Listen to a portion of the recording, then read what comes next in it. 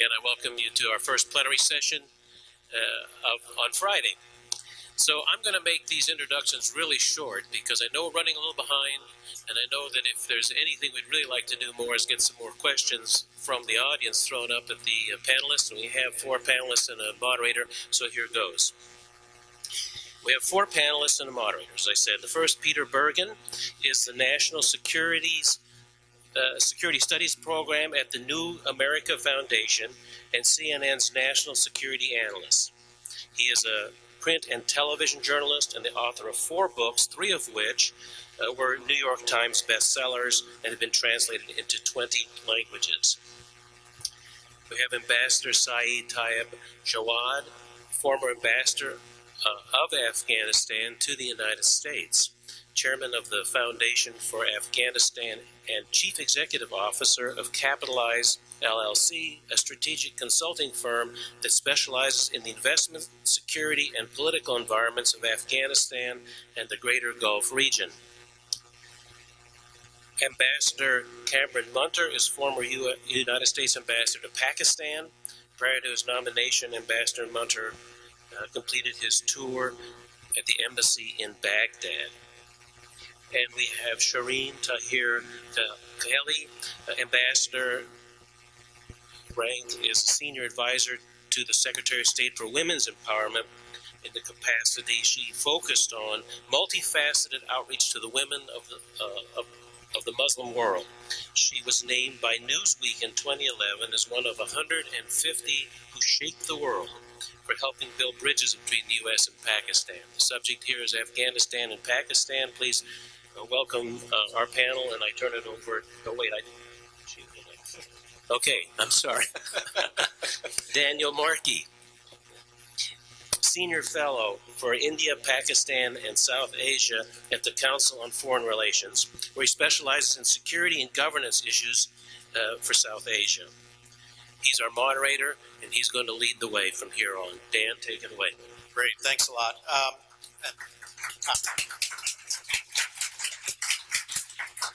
It's a great pleasure to be here with such a great panel. 3 ambassadors and 1 globally renowned journalist and scholars.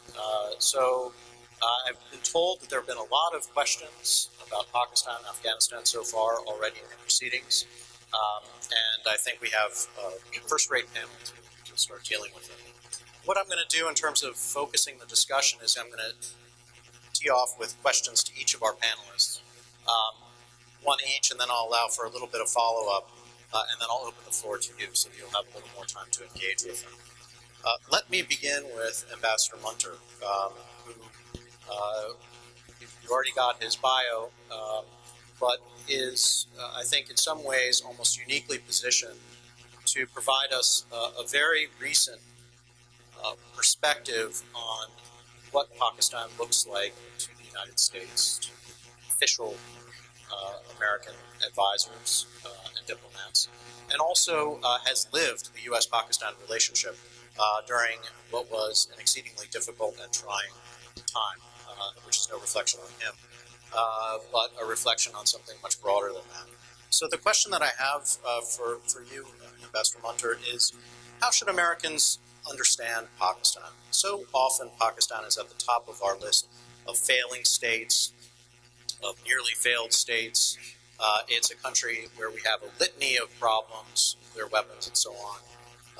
Internal dynamics often look very troubling, certainly from the outside. What direction is Pakistan moving from your observation? Is it in fact failing or failed?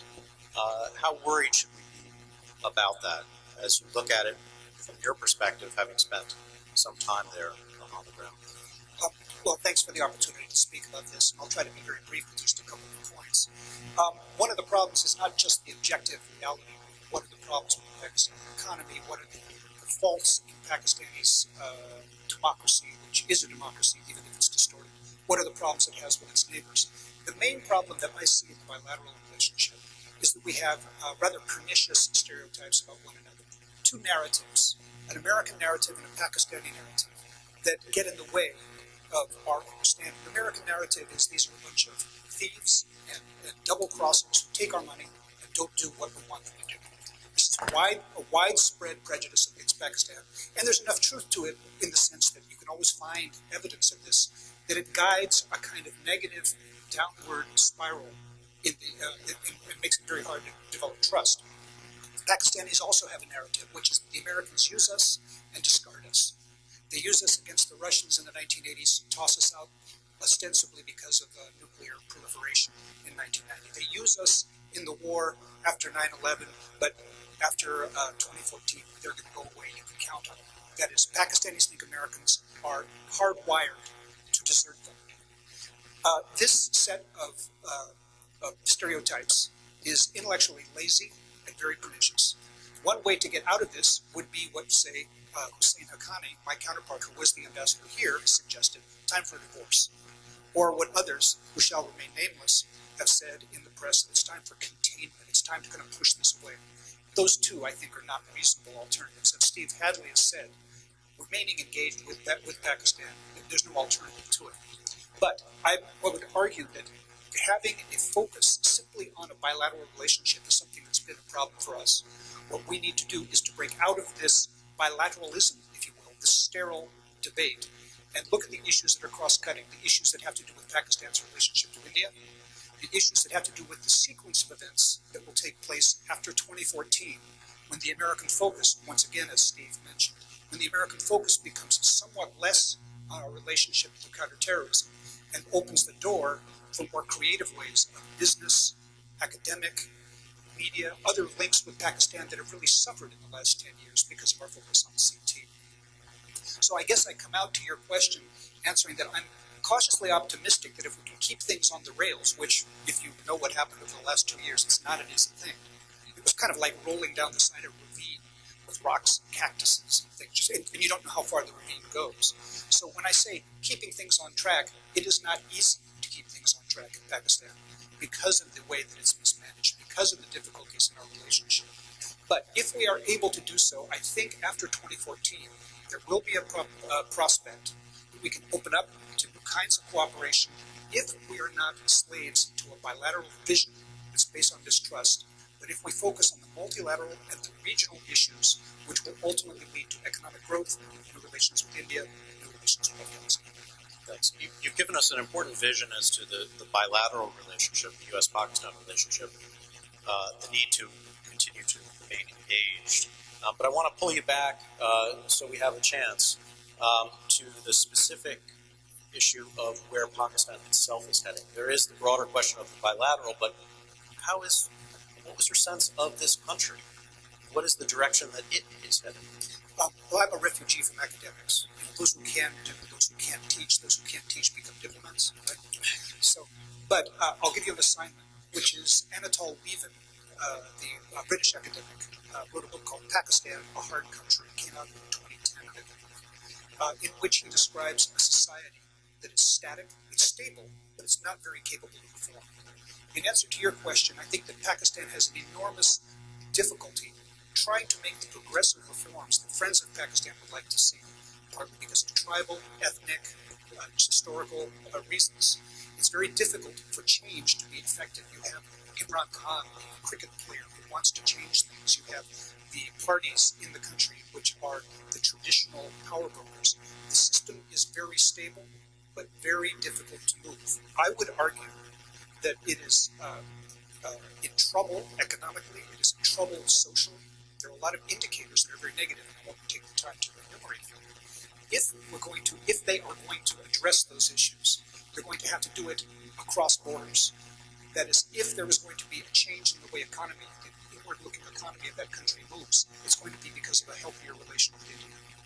If they're going to deal with a society that is very fractured along religious lines, along ethnic lines, it's going to be because groups in civil society, ethnic groups, businesses, other people reach out outside Pakistan's borders.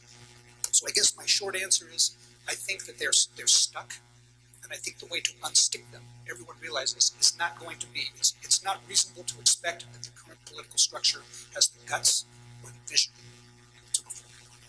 Great. Okay, we'll move through some questions here, shifting gears a little bit. Peter, I'd like to bring us back to something that Ambassador Munter was saying about the centrality over the past couple of years of counterterrorism in U.S. strategy. And we are all familiar with some of the much heralded achievements that the United States has made on the counterterror front. I'd be curious to get two questions in for you. One would be, have we accomplished as much in counterterrorism, and in particular in Pakistan and Afghanistan, as it appears, as it is widely reported and claimed by the Obama administration? So are things as good as they look? And secondly, getting us into the more specific question of drones, because this has been the controversial tool that has in many ways gotten us where we are, and you've written extensively about it. How would you say we stand on the drone front in Pakistan? Thank you, Dan, for those questions, and thank you for the opportunity to talk to this distinguished audience and on this distinguished panel. What have we accomplished? The best witness for what we've accomplished is Osama bin Laden himself. And if you look at the documents that were released from Afghanistan, bin Laden had an analysis of Al Qaeda's problems that I think fit pretty well with any expert analysis of Al Qaeda, which was Al Qaeda's has a deep set of problems. The Al Qaeda brand is deeply damaged. It's telling other affiliates of Al Qaeda not to use the name Al Qaeda, bad for fundraising, would attract a lot of negative attention. He was keenly aware of how much damage the drone program was doing to his organization. He was, in fact, advocating that Al Qaeda move from western Pakistan to Kunar, eastern Afghanistan, which is one of the most heavily forested and mountainous areas of Afghanistan. Very difficult for American surveillance to kind of see what's going on there. He was advocating that his youngest son, Hamza, move to Qatar, which is, after all, one of the richest and most peaceful countries in the world, away from the tribal regions of Pakistan. So he was very wary. He was aware they're running out of money. He was sort of dooming with some very improbable ideas about attacking President Obama and General Petraeus. And the portrait that emerges from these documents is an organization in deep trouble. So I think, what have we accomplished? I think bin Laden is the best witness for this case. We've accomplished a great deal. The drones have been part of that. Ambassador Munter is very familiar with a debate that went on between the State Department and the CIA. If you look at the kind of graph of drone strikes over the past 4 years, in 2010 there were 122 drone strikes. The numbers have been dropping fairly precipitously since then. That's the highest number of drone strikes we've engaged in. As anybody in this audience, I'm sure, knows, President Obama has authorized 6 times more drone strikes in his first term than George W. Bush did in his 2 terms in office. Now, the numbers of drone strikes have dropped 40% from 2011 and dropped about 25% from that point in 2012. I think this is a very good thing. Merely because we have a tactic doesn't mean we should employ it all the time. I mean, Kiani had a great... That's effectively the most important person in Pakistan is the Army Chief of Staff, General Kiani. And he said, if you keep going after the top 20, why have you done 300 drone strikes? It doesn't add up. I think that's a good point. And if you look at the victims of these strikes, there's a debate about how many of them are civilians. We at the New America Foundation think that the civilian casualty rate is now very low, in the single digits.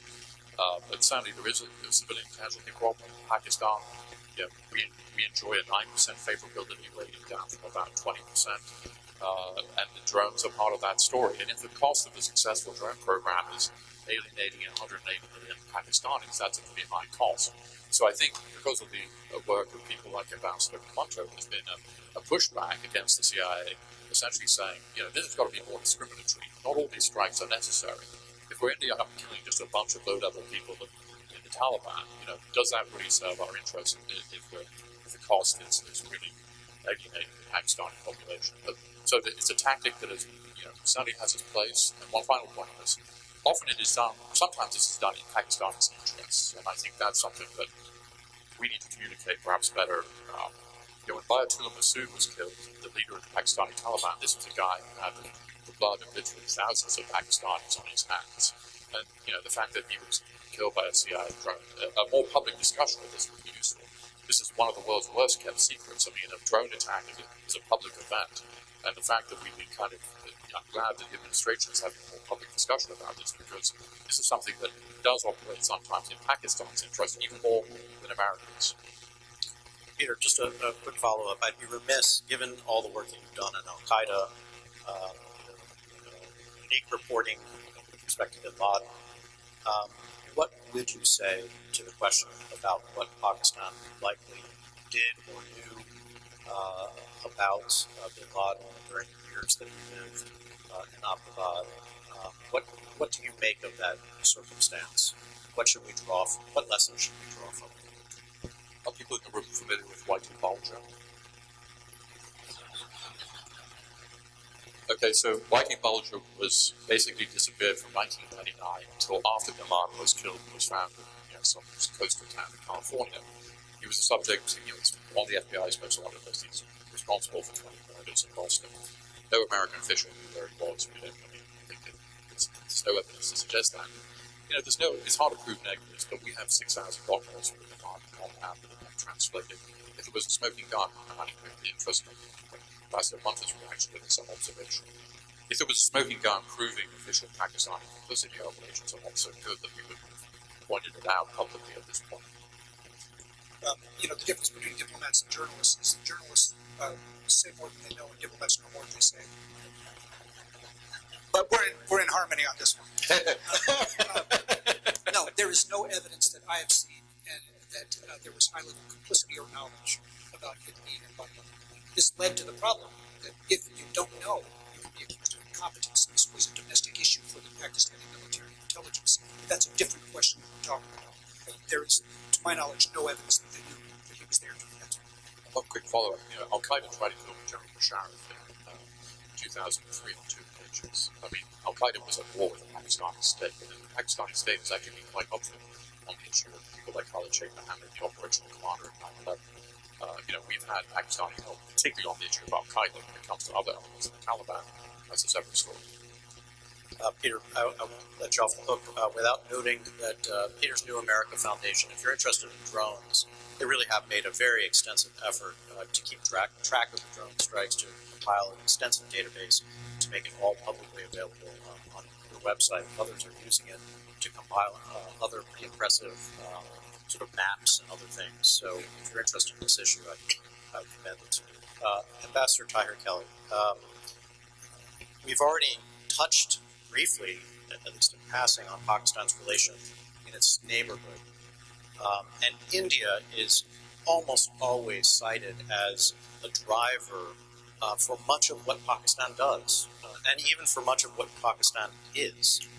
Recently, we've seen that India-Pakistan relations have gotten a little bit better, perhaps significantly better. And I'd be curious as to how you would read that warming in the relationship, whether we should see this as a temporary tactical shift that will revert back to its historic form, or something more than that.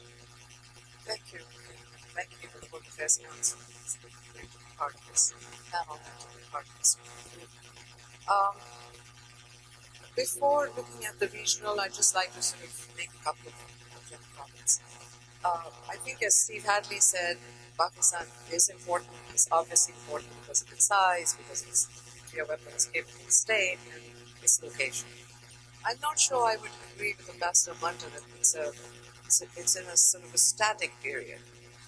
I think, in fact, Pakistan is going through a rather wrenching process, and it's an important time to see which way that process moves.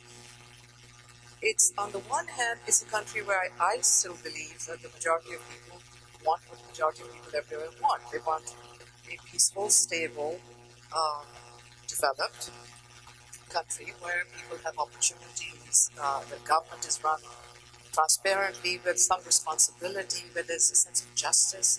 So it's not that different. But I also think that there are pressures which want to pull it in a direction of extremism, where the mullah and the mosque becomes the primary institution for all of those things, justice, development, any number of things. And that is actually a moment of great tension within Pakistan. And it's a moment that's dragged out. So it's not going to be resolved tomorrow or day after, but it is, I think it's in turmoil. I wouldn't say that it's static. Given that, I mean, there's some things in that picture that only Pakistanis can fix. And we can talk about them, we can enumerate them, we don't have the time here to do that. I'd like to spend a minute looking at where the U.S., given that this is a new term for the administration coming in, what is it that we can do? And even that may be marginally important, but I think it's worth doing because we do spend resources, we spend, sleepless nights. I mean, not me anymore, but others do, looking at this issue of what to do. And in that sense, I think there are some things that need to be sort of focused on, and some of these I've actually been for the last 2 years sort of in conversations, the usual conversations, those of us who come out of government but stay in touch with those in government periodically when I can get myself to come back to Washington to do. And the first thing I think is that this AFPAC designation has not worked. Because as Hadley said, and as many people will say, Pakistan is in many ways more critical. Afghanistan is important, but Pakistan is much more critical than Afghanistan because the points in Afghanistan that make the U.S. life more difficult involve Pakistan. So I think AFPAC has not worked. In some ways, it was a designation that made sure that we didn't equate India with Pakistan.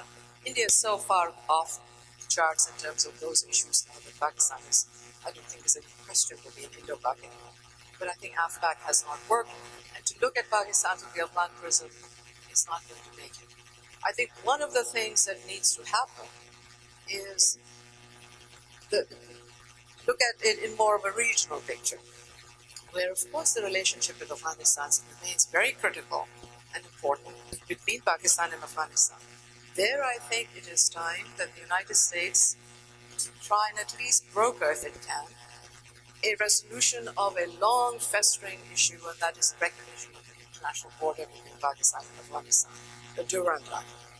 It is very difficult to make the point, when the US withdraws, that Pakistanis should stay on this side of what? If the government in Kabul will not recognize the existing border as the international border, which everybody else does, then it makes the case harder. Nobody assumes that the writ of Kabul is going to extend to the Indus River, just as nobody should assume that the writ of Pakistan should extend into Afghanistan. So in practical terms, there is a de facto, and I think this needs to be now legitimized. I think the US can make that happen before 2014, or at least get the conversation started. It will be a very important thing. On the regional front, I think because Pakistan's location requires that India and Pakistan have a productive relationship, there are still a lot of people in Pakistan, and the good thing, I think, is that the people-to-people kind of awareness has gotten much better. My hope is, and having spent much of my life looking at the tribal twos and government to government, military to military, that sort of is still at a low sort of burner phase. But the people to people, the images are changing. Not amongst extremists, of course. Maybe not amongst the ISI types who will always retain that, some of the bad guys so they can go back in should that equation change. But I think it's going to be harder for politicians to make the case that people should go to war with India, especially since most people realize it's a war they cannot be won. And people are getting a little fatigued with the military sort of staying as paramount in Pakistan in terms of resources, simply on the excuse that they might fight for fight in India. Everybody knows they will not win the war. Maybe the nuclear issue, but why do you need such a large military? So I don't even think the military wants this to become a burning issue. So there's something in it for them to keep the relationship improving slowly, and that's a very, I think, productive thing.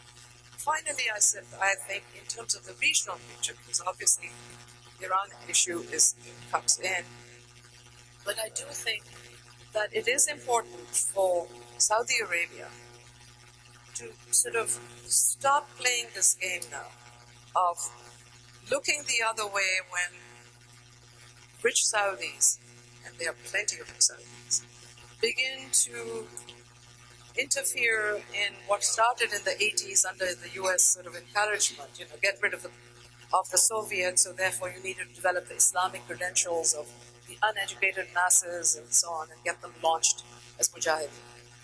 That time is past. It's now sort of shifted over to an era where, even benignly, but it's never benign once it settles into Pakistan, that the mullahs and the mosques funded through Wahhabi sort of contributions. It's often given by, royal family members. I'm not saying state sanctioned or proposed, but it is tolerant. And it is playing havoc in terms of the Pakistani society. If you look at the history of Islam in the subcontinent, this was not a Wahhabi Islam. And the fact that the Saudis have the title of keeper of the holy, places, does not give them an open-ended thing to mess with things that have nothing to do with holy places. I mean, as a Muslim, I can probably say this far more, and I've started to say it, that this is just, it makes no sense in terms of Saudi interests never mind the long term, even short term. And I do think this has to be part of the U.S. conversation, as well as the Pakistani conversation, that the U.S. needs to start holding Saudi Arabia to some measure of transparency, and because that's sort of the constant, raising the ante that is going to occur no matter how much we put money into education, into all of the other good things that Ambassador Munter worked very hard on and others do. So I think I hope that this can be part of the focus that the U.S. administration can put on it, because for the security, stability, and development of Pakistan, and somebody mentioned my women's empowerment thing, so I can't not focus on that. A final thing I would say is that in terms of long-term return for U.S. money, and there isn't going to be that much money. I don't know how much gets put on paper, but how much is delivered is going to be limited. I would put it into girls' education. I think the returns for the small amount you put in are going to be far more than the 15 tanks or the one aircraft or carrier or even one power plant. Thank you.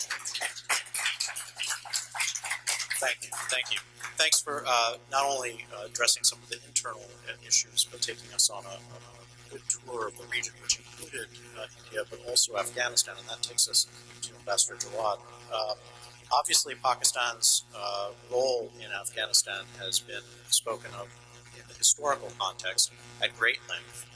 We now face a very interesting moment in terms of the lead up to 2014, U.S. plans for military withdrawal, and what appears, at least from the outside, to be a fairly concerted effort to find some sort of a political means to somehow bring this war to, if not a clean end, at least a messy close, by drawing back some of the insurgents into a dialogue. Pakistan's role in that seems to be especially fraught. And I'd be curious what you make of that, because you've certainly seen the overtures that the Pakistani government is making to a wide range of Afghans now, which appear to be somewhat different from the past. And you've been intimately familiar with Pakistan's behavior in the years that came before. What should we expect from the Pakistanis with respect to our efforts in Afghanistan over the next year, 18 months? Thank you very much. Thank you very much for being in this panel and greeting a number of friends that is actually the home state ambassador. Thank you. For the role that Pakistan that play in Afghanistan are the two important transitions that we are experiencing. The first transition is the political transition, and you alluded to the role that Pakistan can play as part of the political transition in bringing in certain elements of the Taliban into the political fold in Afghanistan. So I will talk about the two transitions in Afghanistan and the role that the Pakistan could or is playing on these transitions: the political transition, the economic transition, and the security transition. On the issue of the political transition and the reconciliation, which is the most important component of bringing stability post 2014 in Afghanistan, Pakistan has no clear position. When the reconciliation efforts started, that is as early as 2004, Pakistan was against it. Those elements of the Taliban who tried to reach out to us, most of them minor to tribal connections, and others they were in prison. They were moved from Quetta and to Karachi, to other remote area where we could not actually access them. finally, through many other contacts, when they agreed to play a constructive role in the reconciliation process, their demand was two things. First, include Afghan, the most lethal part of the Taliban. And the argument was that the Afghanis are fighting the hardest, therefore they should be part of the reconciliation. While, as you know, Afghani is not accused, but they proudly claimed of attacking U.S. Embassy, U.S. helicopters in Wardak, many hotels in Kabul, the India Embassy in Kabul, and others. So it was not an easy decision for us and also for our friends here in Washington, our NATO allies, to say, yes, we'll do it. But we actually, honestly, we frankly said, fine, if you bring him to the table, we'll talk to him. And then they ask us, why don't you lobby in the U.S. to include them? That was the second phase, to include them in the reconciliation process. And of course, there was some pushback by the United States on that front. So, therefore, the role that the Pakistan displayed in the reconciliation has not been constructive overall, and it's not been unified overall. And the reason is also, I should not only actually blame Pakistan for that the Afghans, the United States, and Pakistan are not on the same page what reconciliation means. We have not drawn actually the parameters of the reconciliation. So every time that one of us will make some progress, it makes the other party nervous. The Afghan government became very nervous. There was a talk of opening an office in Qatar because they thought they were left out. And so there has to be before we go to the other side of the table, to the Taliban for reconciliation, we have to be the same page with our side, between us, Afghanistan, Pakistan, and the United States. It's three important parties on that.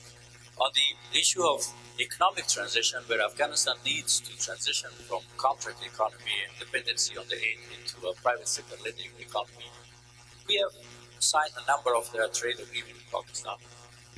None of them has been implemented. None of them. Recently, they closed down actually the border, which cost billions of dollars of additional expenses to U.S. military, to U.S. contractors, to U.S. Afghan company. So where we need to transition actually to a private sector-led economy, we need to reintegrate ourselves with Pakistan into the Central Asia. We don't see much progress in this plan. And on the issue of transition to the security responsibility to the Afghans, really to take the responsibility of the fight upon themselves, because there is no shortage of courage or manpower, there is a shortage of skill. The Afghan should be fighting the fight themselves. U.S. should get out of the active combat role in Afghanistan. That's good for Afghanistan, that's good for the U.S. And also it makes limited U.S. presence in Afghanistan sustainable if no U.S. soldier is dying in Afghanistan. So therefore, in this front also, we don't see much progress by any cooperation by our friends in Pakistan. We very much would like actually the Afghan people, particularly the Afghan government, to see an improvement.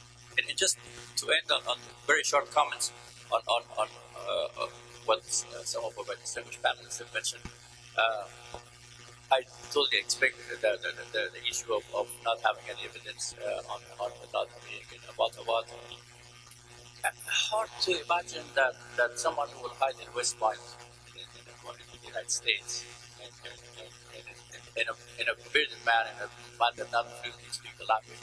That compound was so conspicuous that even our very small nascent intelligence service that they have in Afghanistan, they suspected that Mullah Kabir, one of the Pakistan leader, may be living there. It was, we all knew from Kabul said something unusual.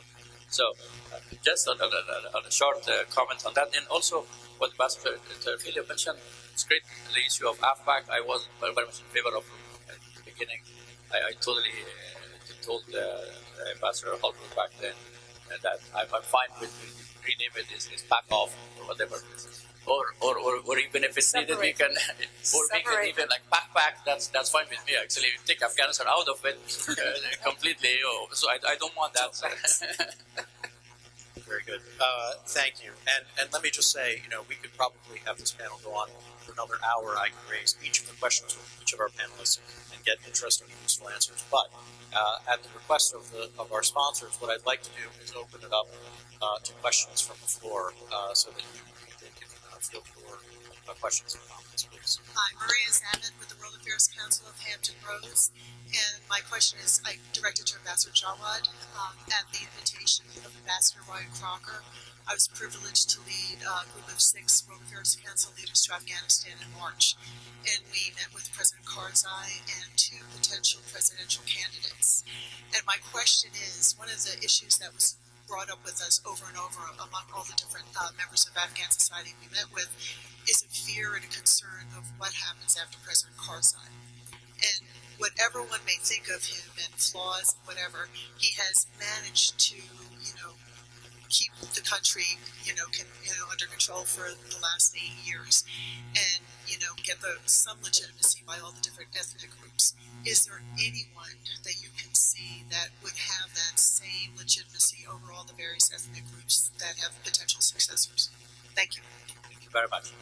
First, fortunately, there is efforts in Afghanistan right now, even in terms of building a residence for President Karzai and others, to make sure that he gets an honorable title, like we did it to our former king. I think that will show also certainly the maturity of the Afghan people as a nation to respect actually their former leaders, to give them a sense of assurance that there will be no revenge.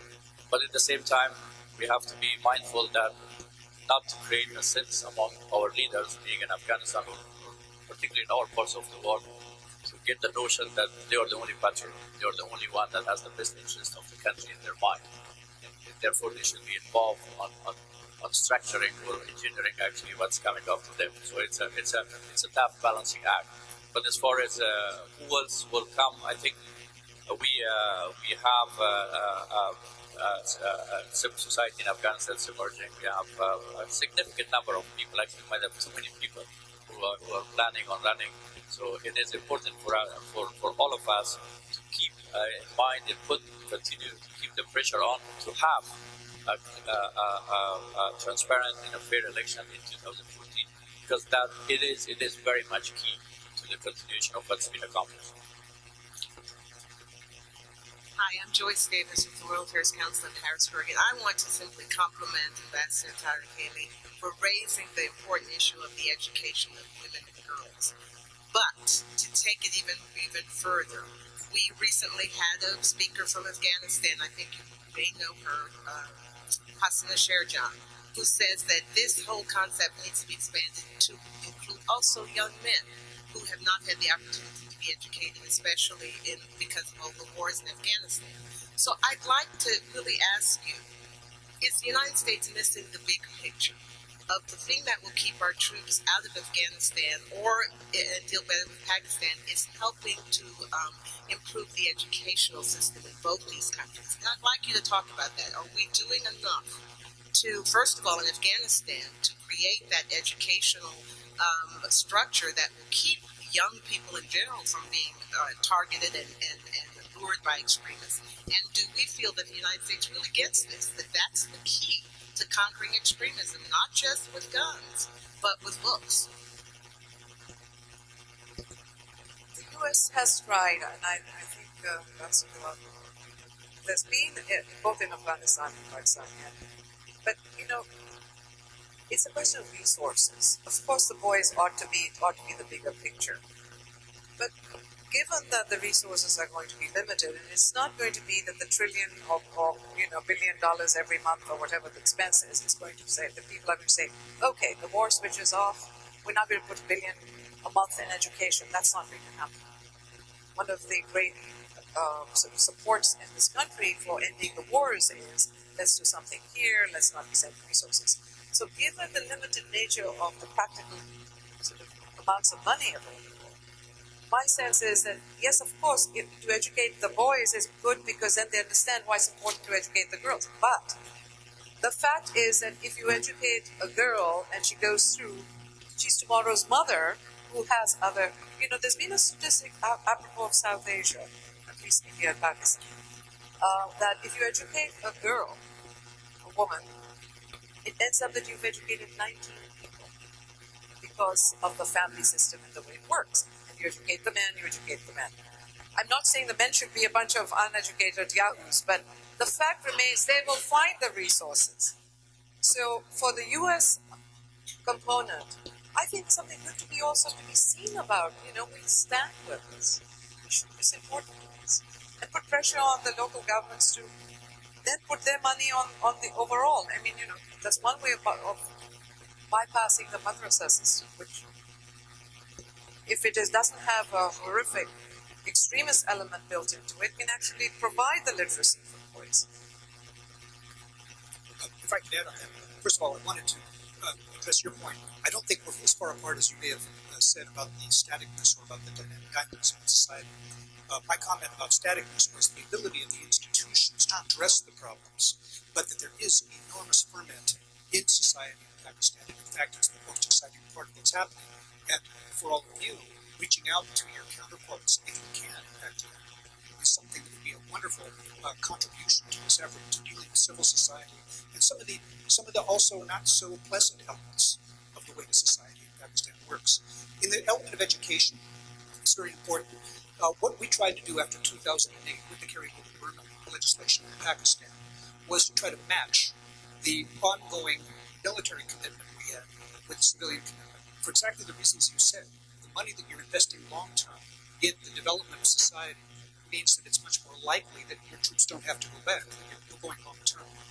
We made the mistake of trying to be all things to all people. We overloaded an enormous amount of money. We were putting in $1 billion a year. We were not as focused as we should have been. What we learned is the conclusion. I think if you've been working, you could have saved us a lot of money. We learned that we had to have a few key areas, among them education would be priorities. We are the Fulbright program in Pakistan is the largest Fulbright program in the world. We spend an enormous amount of money on primary education. Now, so do the Brits. The largest, by far, assistance program in Great Britain is their elementary program they're doing in Pakistan. So there's an understanding that this is the way to get to the future in Pakistan. Within Pakistan, though, there's been a constitutional amendment which has devolved the responsibility for education below the college level to the provinces. And while that's seen as a means of getting government back in touch with people at a local level, some provinces are really bad at affecting this. They simply don't have the capacity. We engaged to try to build capacity at the government level, and I'll be honest with you, with very mixed results. So one of the lessons we learned is, A, yes, you're right, push on education, but B, at the end of the day, it is very difficult for people from the outside to do things when there isn't a vision from the inside that you can follow.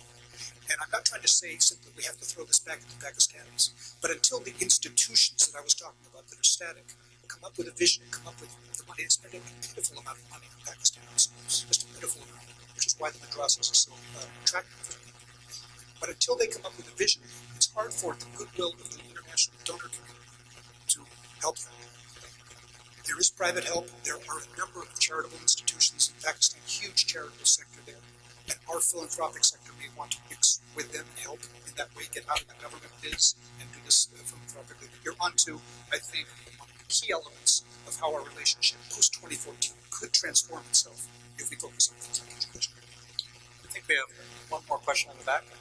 Yes, Alan Livingston, Houston World Affairs Council. You mentioned terrorist groups operating within Pakistan, like the Khani group and Al-Qaeda. Has there been any effort to rein in by the ISI groups like the LET, which were operating and had ties in with India, operating mainly outside of Pakistan? Yeah, I mean, I think make a sort of general observation because there's so much negativity about Pakistan. When in 2002, General Bashar sort of fixed the elections to basically disadvantage the secular parties. And the MMA, which was an alliance of pro-Taliban religious parties, got 11% of the vote, which allowed them to control 2 out of 4 of Pakistan's provinces. In 2008, there was a free and fair election in Pakistan. The MMA was annihilated in the polls, got 2% of the vote, and lost control of these 2 important provinces, or first frontier province, Baluchistan. So, that is, I think, an important point for us to keep in our minds when we kind of rightly critique what the Pakistanis have done in terms of supporting jihadi groups. Lashkar-e-Taiba, which of course was a group that attacked in Mumbai in 2008, is officially banned, but in practice continues to operate under a different name. And because it's identified with Kashmir, which after all is quite a popular cause in Pakistan. This is a mass movement. It's not just it's more like Hezbollah than a sort of Al-Qaeda group that provides social welfare services, has meetings where hundreds of thousands of people show up.